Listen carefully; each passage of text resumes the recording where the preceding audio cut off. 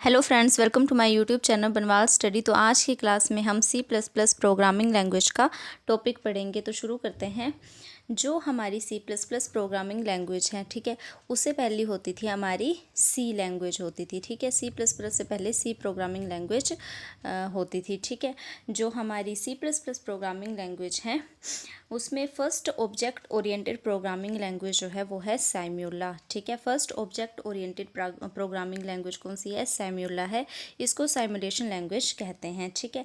जो pure object oriented programming language है वो है स्मॉल टॉक, ठीक है। Semi object oriented programming language जो है वो है सी प्लस प्लस, ठीक है। तो ये आपने पॉइंट्स याद रखने हैं, ठीक है। इन्हीं पॉइंट से रिलेटेड एग्जाम में क्वेश्चन आते हैं, ठीक है। तो first object oriented programming language है Simula, pure object oriented programming language है Smalltalk and semi object oriented programming language है सी प्लस प्लस, ठीक है।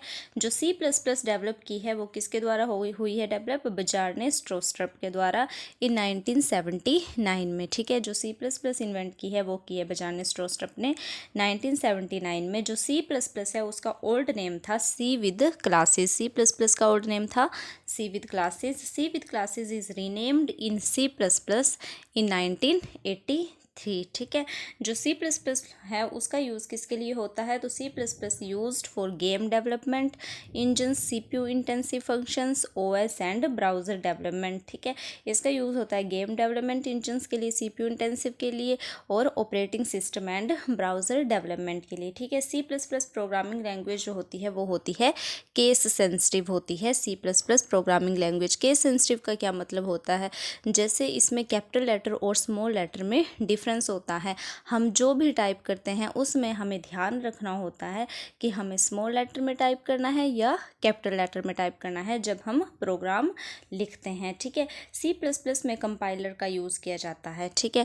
कंपाइलर का यूज़ किया जाता है क्योंकि जो कंपाइलर है, जैसे सी प्लस प्लस में एक हाई लेवल लैंग्वेज है और जो हाई लेवल लैंग्वेज है उसमें किसी न किसी हमें ट्रांसलेटर का यूज़ करना होता है, इसलिए इसमें कंपाइलर का यूज़ किया जाता है सी प्लस प्लस में, ठीक है। उसके बाद है सी आउट, आउटपुट फंक्शन के लिए यूज़ किया जाता है, और सी इन इनपुट फंक्शन के लिए हम यूज़ करते हैं, ठीक है। Function and data can be written in a single block called class, ठीक है। जो फंक्शन एंड डाटा है उसको सिंगल ब्लॉक में लिखते हैं, उसको क्या कहते हैं? क्लास कहते हैं।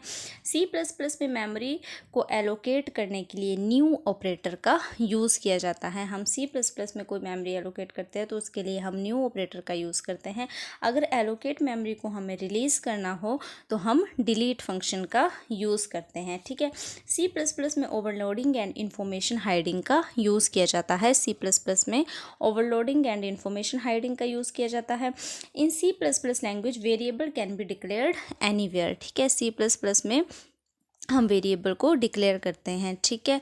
डाटा को स्टोर करने के लिए वेरिएबल का यूज़ किया जाता है सी प्लस प्लस लैंग्वेज में।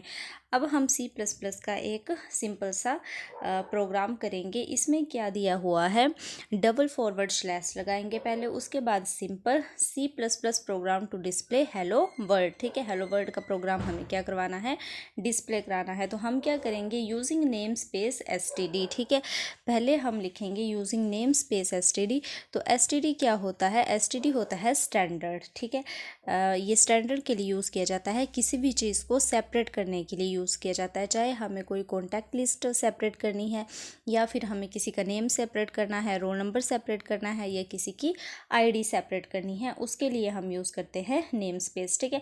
उसके बाद है हैश इंक्लूड आयो स्ट्रीम, ठीक है। आयो स्ट्रीम क्या होता है? इनपुट इनपुट आउटपुट ऑपरेशन के लिए यूज़ किया जाता है आयो स्ट्रीम, ठीक है। उसके बाद करेंगे हम इंट मेन फंक्शन, ठीक है। इंट यूज़ होता है इंटीजर के लिए और मेन यूज़ होता है फंक्शन के लिए। यहाँ से क्या होता है? हमारा प्रोग्राम रन होना क्या हो जाता है? स्टार्ट हो जाता है, ठीक है। उसके बाद हम लिखेंगे सी आउट हेलो वर्ल्ड, और उसके बाद सेमीकोलम लगा देंगे। सेमीकोलम नहीं लगाने से क्या होता है? कंपाइलर एरर जनरेट करता है, इसलिए हमें सेमीकोलम लगाना होता है। उसके बाद हमें रिटर्न में क्या चाहिए? रिटर्न में हमें कोई वैल्यू नहीं चाहिए, इसलिए हम रिटर्न में क्या लगाएंगे? ज़ीरो लगाएंगे, और पैराथेसिस क्या कर देंगे? बंद कर देंगे, ठीक है। तो ये हमारा हेलो वर्ल्ड का प्रोग्राम डिस्प्ले हो गया, ठीक है।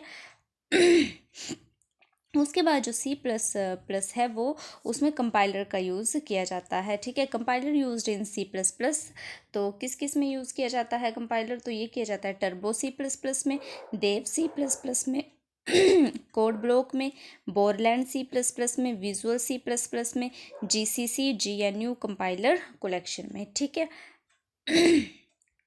उसके बाद है comments in C plus plus, ठीक है।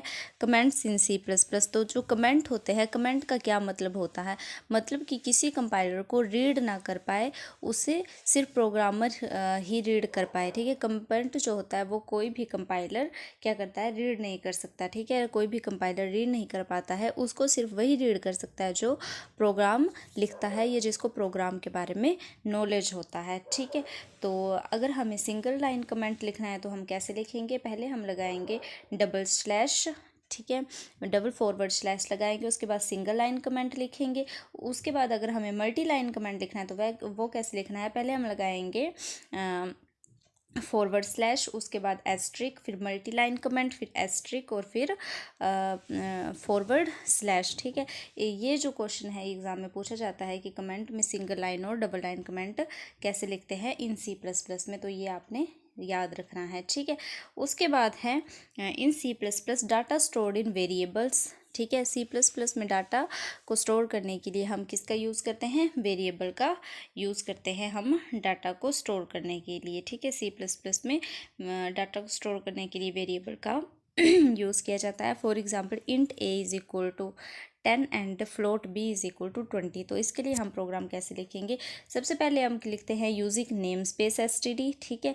उसके बाद हैश इंक्लूड आयोस्ट्रीम, फिर इंट मेन, देन फंक्शन क्या हो जाता है स्टार्ट, फिर हम लगाएंगे यहाँ पे पैरेंथेसिस ऑन, फिर लिखेंगे int a is equal to 10 float b is equal to 20। उसके बाद हम क्या लिखेंगे C out a plus b, ठीक है। दो नंबर को जोड़ने के लिए वेरिएबल को डिक्लेयर करना पड़ता है, ठीक है। अगर हमें कोई भी दो नंबर ऐड करने हैं तो हम क्या करेंगे, वेरिएबल को डिक्लेयर करेंगे। उसके बाद हमारी जो आउटपुट आ जाएगी, ठीक है।